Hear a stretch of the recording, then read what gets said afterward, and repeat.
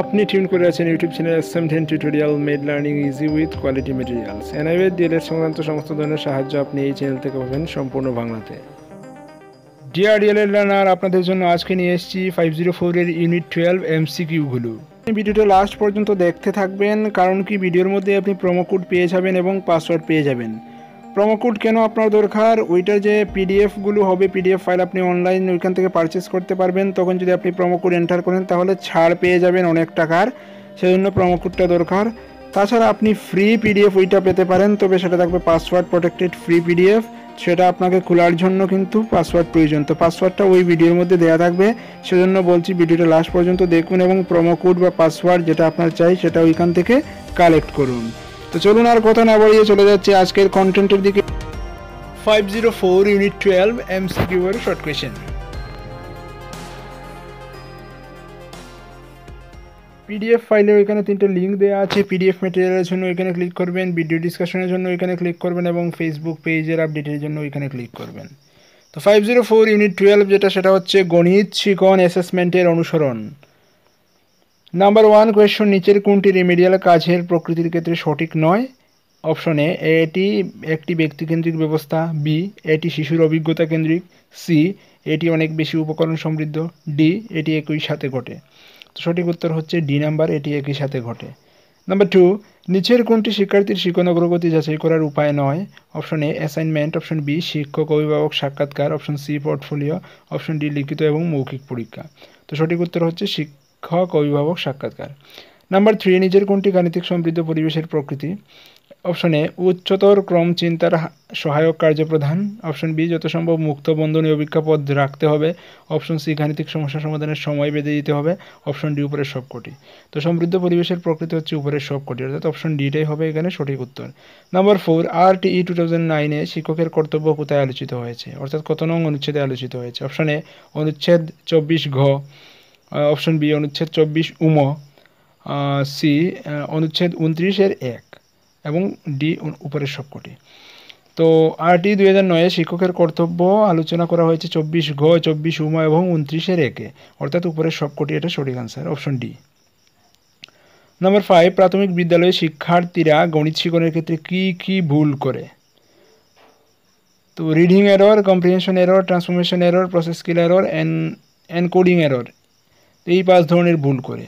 তো এটাকে আমি জাস্ট MCQ আকারে না দিয়ে এভাবে দিয়ে দিয়েছি যে 5 ধরনের ভুল করে। রিডিং এরর, পড়ার ক্ষেত্রে ভুল, কম্প্রিহেনশন এরর, বোঝার ক্ষেত্রে ভুল, ট্রান্সফরমেশন এরর, পরিবর্তনের ক্ষেত্রে ভুল, প্রসেস স্কিল এরর, তথ্য সঞ্চালনের ক্ষেত্রে ভুল, এনকোডিং এরর বা সাংকেতিক ভুল। এই 5 ধরনের ভুল করে। তো নাম্বার 6, নিচের কোনটি গণিত শিখনের ভুল নয়? তো আমরা 5 ধরনের ভুল উপরে পেয়ে গেছি। নিচের কোনটি গণিত শিখনের ভুল নয়? অপশন এ, বোঝার ক্ষেত্রে ভুল। অপশন বি, ব্যাকরণগত ভুল। অপশন সি, সাংকেতিক ভুল। অপশন ডি, বোঝার ক্ষেত্রে ভুল, পড়ার ক্ষেত্রে ভুল। আচ্ছা, তো এখানে সঠিক উত্তর হচ্ছে ব্যাকরণগত ভুল, কারণ ব্যাকরণগত ভুল গণিত শিখনের ক্ষেত্রে হবে না। ব্যাকরণগত ভুল হতে পারে ভাষা শিখনের ক্ষেত্রে। তো এটার আনসার হচ্ছে বি বা ব্যাকরণগত ভুল। নাম্বার 7, মূল্যায়নের ফলাফলের ব্যবহার কোন কোন ক্ষেত্রে আলোকপাত করে? এ, মূল্যায়ন ফলাফল থেকে সামর্থ্য এবং দুর্বলতার শনাক্তকরণ। নাম্বার বি, গাণিতিক শিখনে সাধারণ সমস্যা শনাক্তকরণ এবং ঠিকানাকরণ। নাম্বার সি, শিক্ষার্থী, পিতামাতা এবং অন্যান্য অংশীদারদের প্রতিক্রিয়া প্রদান। নাম্বার ডি, উপরের সবকটি। তো এক্ষেত্রে সঠিক উত্তর হচ্ছে উপরের সবকটি, অর্থাৎ ডি। 8, প্রাথমিক স্তরে গণিত শিখনের ধারণাগত ক্ষেত্রগুলি কী কী? অপশন এ, সংখ্যার গণনা এবং ধারণা। অপশন বি, সংখ্যাকে চেনা এবং বোঝা। অপশন সি, সংখ্যা লেখা। অপশন ডি, উপরের সবগুলি। তো এক্ষেত্রে সঠিক উত্তর হচ্ছে উপরের সবগুলি। নাম্বার 9, কার্যকরী গাণিতিক ক্ষমতা বলতে কী বুঝো? তো সেটার উত্তর হচ্ছে সংখ্যা তত্ত্ব, ভগ্নাংশ, আকার এবং দৈশিক চিন্তন, পরিমাপ, সমস্যা সমাধান, প্যাটার্ন এবং তথ্য সংকলন সংক্রান্ত বিষয়ে শিক্ষার্থীর ধারণাগত বুদ্ধি এবং ক্ষমতা এবং সমস্যা সমাধানের ক্ষমতাকে কার্যকরী গাণিতিক ক্ষমতা বলা হয়। নাম্বার 10, গণিত শিখনে কী মূল্যায়ন করা হয়? তো গণিত শিখনে এক এক ইউনিটে বা এক এক টপিকে এক এক ধরনের মূল্যায়ন করা হয়। যেমন গণিত, পাটিগণিতের টপিকে উত্তর করার ক্ষমতাকে মূল্যায়ন করবেন। জ্যামিতি টপিকটায় চিত্র নির্মাণের ক্ষমতা এবং স্কেল কম্পাসের ব্যবহারের ক্ষমতাকে মূল্যায়ন করবেন। বীজগণিতে অবরোহী আরোহী যুক্তি তৈরির ক্ষমতাকে মূল্যায়ন করবেন এবং সর্বোপরি সমস্যা সমাধানের ক্ষমতা মূল্যায়ন করবেন। নাম্বার 11, মূল্যায়ন থেকে যে 5 ধরনের তত্ত্বের অবধারণা ঘটে সেগুলো কী কী? তো সেগুলো হচ্ছে নাম্বার 1, মূল্যায়ন উদ্দেশ্যের নিরিখে বিস্তৃত তথ্য। নাম্বার 2 মানসিক সমস্যা সংক্রান্ত তথ্য। নাম্বার সি মাতাপিতা এবং শিক্ষকের প্রয়োজন মাফিক প্রাসঙ্গিক তথ্য সংগ্রহ করা। নাম্বার 4 মূল্যবোধ সংক্রান্ত তথ্য।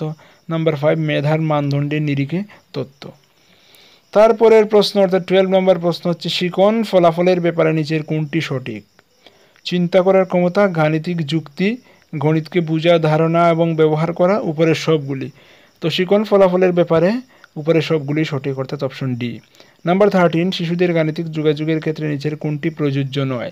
এ দলগত মিথস্ক্রিয়া পর্যবেক্ষণ, বি চিত্র, ছবি, পোর্টফোলিও সংক্রান্ত বিষয়বস্তুর বিশ্লেষণ, সি সাক্ষাৎকার এবং কথোপকথন, ডি কোনোটি নয়। তো এক্ষেত্রে সঠিক উত্তর হচ্ছে দলগত মিথস্ক্রিয়া পর্যবেক্ষণ অর্থাৎ এ নাম্বার।